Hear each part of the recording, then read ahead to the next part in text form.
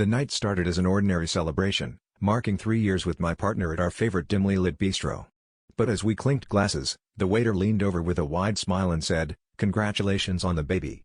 My heart stopped, my mind racing because I hadn't been pregnant, not ever. My partner's face turned the shade of horror, a flush that spoke volumes more than any words could. I asked the waiter to excuse us for a moment, trying to mask the tremor in my voice, but inside my thoughts were a storm. I turned to my partner, demanding an explanation, but they stumbled over their words, a tangled mess of half-truths and denials.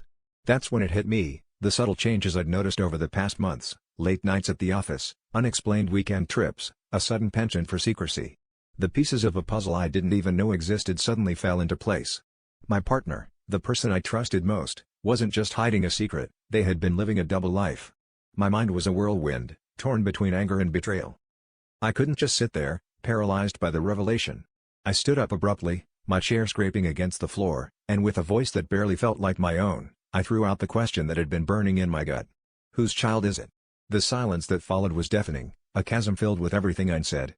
My partner's eyes were pleading, but I needed the truth more than I needed their apologies. As it turned out, the child was with someone else, a name I had heard in passing but never thought twice about, a friend, someone I had welcomed into our home. The betrayal cut deep, but as I walked away from the table, I felt a strange sense of clarity. This wasn't just about them, it was about me, too. I had ignored the signs, chosen comfort over confrontation. I realized then that my life had to change, that I deserved more than a partner who lived in shadows. As the cold night air hit my face, I decided to reclaim my narrative, to find strength in the truth I had been forced to face. The anniversary dinner had ended in chaos, but it also marked my own beginning, a step towards a future where I would no longer settle for less than I deserved.